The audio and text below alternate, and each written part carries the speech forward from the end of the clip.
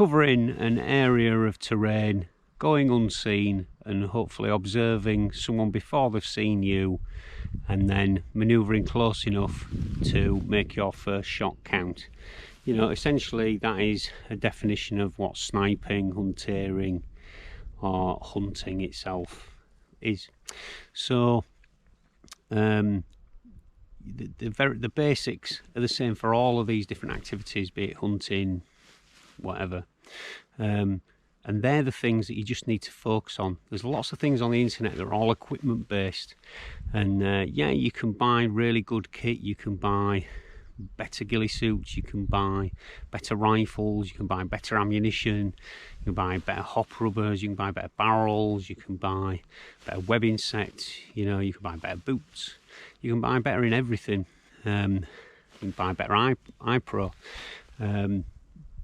but essentially the more you spend on your kit, if you've spent £2,000 on your equipment, which some people do, that doesn't mean you're going to be any more successful than someone who spent, say, £400.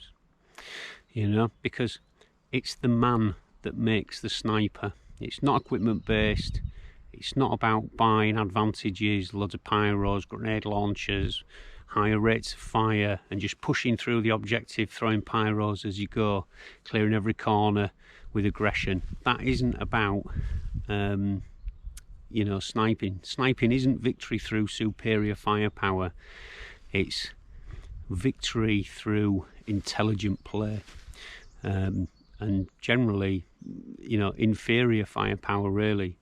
That you have to fight on your terms. You know, in an open battle against someone who's going down the firepower route, you're going to struggle. Once they've seen you, you're in range, they're going to be putting down fire, they're going to be moving, they're going to be throwing grenades, they're going to be firing tag rounds, they're going to be doing all these different things. They're going to be suppressing you constantly because they know that you, with your sniper rifle, need a few seconds to aim before you can get a shot that's really potentially going to hit them. So, you know, you can't afford to get into a stand-up fight with this kind of player. It's just not advantageous to you. It's playing at all the disadvantages. You've bought all this £2,000 of kit and you end up just using a £100 pistol in a straight up firefight. Avoid this kind of gaming, yeah, as in once things start changing in the game, you feel you're either going to be flanked, they're going to push through onto your position, leave, move early, you know, pull back and to a flank slightly, and you know, set up an ambush where you expect them to be countering. It's about thinking ahead, planning ahead, and using your brain. Your brain's the main weapon. Obviously, the more experience you get, the more obvious and quicker you'll come to the conclusion of what you need to be doing. But a big part of it, like I say, is about you outsmarting people, outwitting them. Be that going and just hiding and waiting for them to pass, even if you sacrifice 30 minutes of the game. The final 30 minutes of that skirmish style game might actually be incredibly fruitful, rather than if you just fought a 60-minute stand-up fight. Or I often play a different style of game, just because I love long shots. I'm always going to try and keep you at range, a range where you can't really return fire properly, if at all, and therefore I'm niggling away at you. I'm sniping away. Yeah, not all my shots are going to hit, but some do. And this chips away at people's morale as they move forward. I withdraw. I look for open ground to pull them across. So obviously they get to an edge of the field. I've already withdrawn to the next field line. What they're going to do? They're going to charge across here. Well, I'll get a couple here before I move off, and then I'll move off before you reach it, and I'll be somewhere else, or I'll go to ground, you know. So I'm not getting into that stand-up firefight unless I really have to. I'm surrounded, or it's the end of the game, or an objective, or the do or die part of the actual event. So, you know, box smart, box clever. Basically, don't let your opponent know where you are. Try and use your range advantage, because this is the thing. A lot of snipers now playing different style. They're playing a let's get in close and use semi-automatic pistols, silenced weapons, all these things. Eventually, if you're not careful, you end up in a straight firefight, and that's where things eventually can come undone. I play a different game where, yeah, the objective is right up there. It's number 2 priority, but the number 1 priority for me really is don't get shot, you know, and the number 3 priority is shooting other people. So if I can complete the objective without shooting other people, that's what I'm going to do. So prioritising, depending on what the game parameters are, how you're going to accomplish it with the least possible resistance or with the highest odds. So it's all risk assessment, you know. Do I want to go through there? 50-50 chance of someone there. Well, 50-50 is no good. You want better odds than that. So, you know, think clever. Sometimes just outweight people. I mean, that in itself is a great tactic. They think you're in an area, just wait. The longer you wait, eventually they'll move. They'll either move and make a mistake, move through, or they'll just move away. Don't, you know, they're waiting to work out where you are, so just don't give them that. You don't want to give them the advantage of coming into a straight one-on-one fight. So it's all that defensive play, thinking like you're the prey, not the predator. At times, yeah, you're the predator, but only certain times. The rest of the time, you're thinking defence, you're thinking evasion, you're thinking about how you're going to flank, or just blend in, disappear, and wait it out. So the main thing here to realise is, you know, running and jumping around with your sniper rifle like you would in Call of Duty isn't actually the way to be successful. And obviously, you all realise that already, but it's taking that further and realising slower, more careful play is the key here. And that's how, at the end of the game, you might think, yeah, I could have probably shot a lot more people, but you probably got a very good ratio and maybe completed the objective or really contributed to that. So it's that balancing act of what's required in the game and what you can actually do in the time and space given to you. So as you move through the game and you see people or you get intelligence over the radio, readjust the risk in your head and think, well, actually it's worth moving in quicker now to the centre. I feel, you know, although I was going to like crawl in for the next 10 minutes, I actually feel at this stage that I'm already that far in the rear area that the main people to be watching for are people coming back from the spawn point. So, you know, it's all a bit of a juggling act, and that's what makes a good player. He can juggle the numbers, he's evaluating everything, he's chopping and changing his plans. Now, that's easy when you're by yourself. If you're playing a pair or in a 4-man team, which I used to play in a 4, and up to a 6-man team who all played the same way, we're an excellent team. But it's very hard to change your plans when there's a few of you. You know, you say you decide you're going to cut 50 yards left and the team follows you, you're the point man. You might get to the edge of, say, tree line and realise, really I could have done with just nipping back there and flanking an extra 30 yards. It's pretty hard to do that without backtracking a lot of men, making a lot more movement and noise.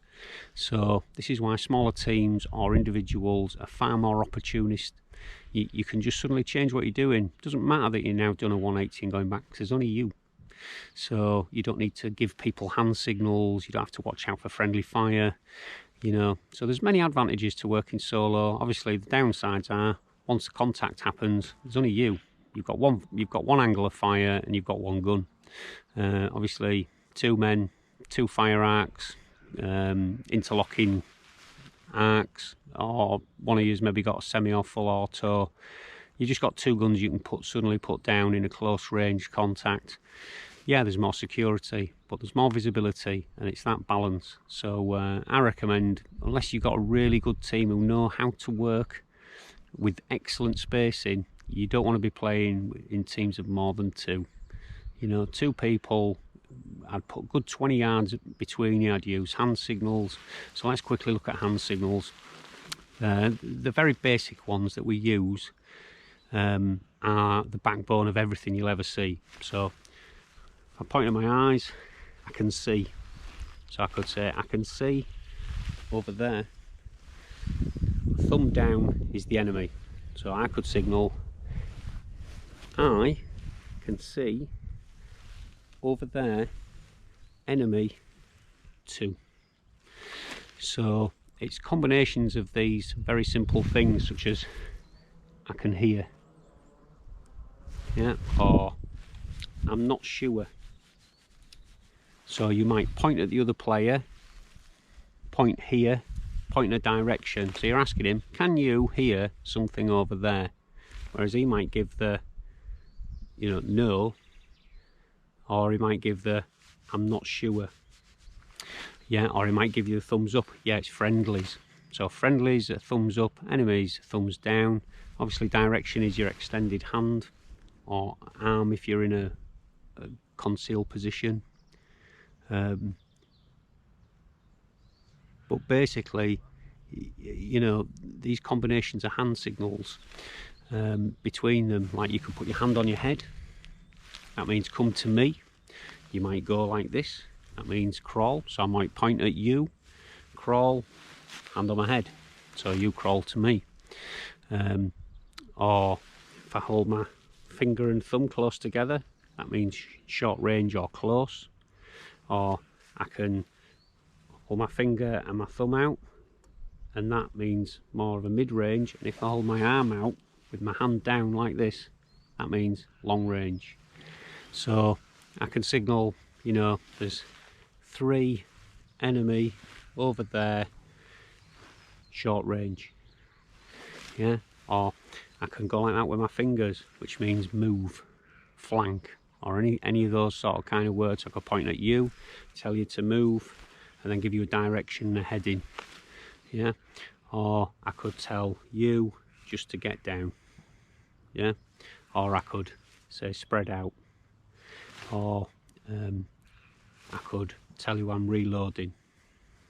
Yeah, or I could give you this signal,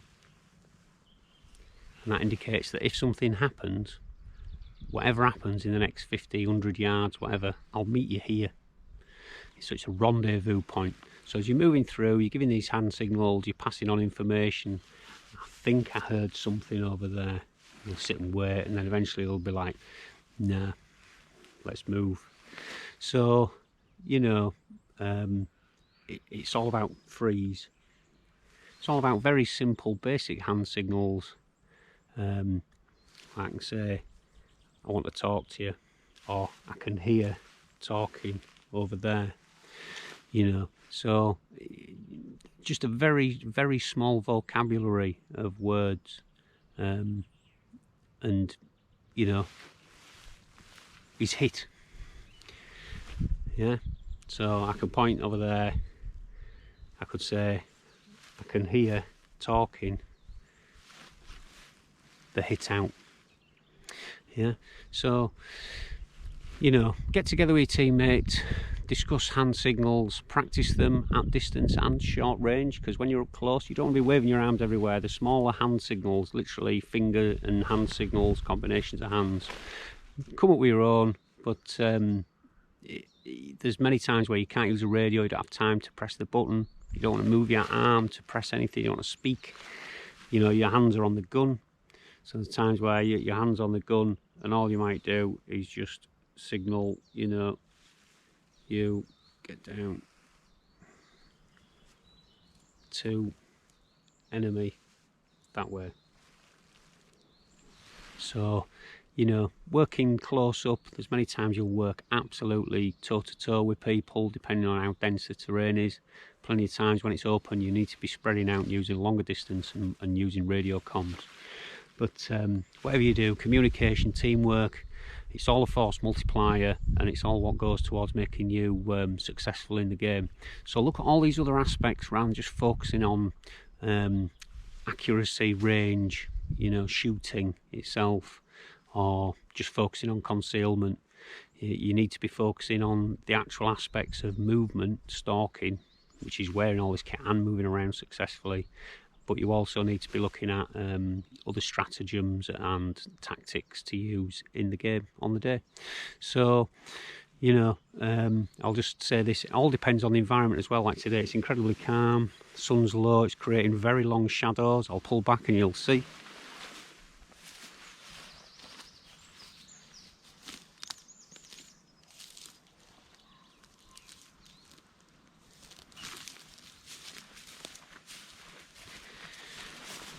So, you know, these shadows, they're going to give you away. If the sun's behind you, that's going to give you away massively. So try and consider time of day, season, angle of the sun, wind. Is it raining? Well, if it's windy and rainy, you can move quicker, to be honest. Everything else is moving, you're less noticeable to the eye. If it's dead calm, your game's going to have to slow down. If it's dead silent, it's going to have to slow down massively. So adapt to the day, the environment and the site. Well, time's ticking on. Thanks for watching. I'll be back out soon, do some more testing and maybe ramble on if I'm allowed back out of the house. So stay safe everyone and good hunting.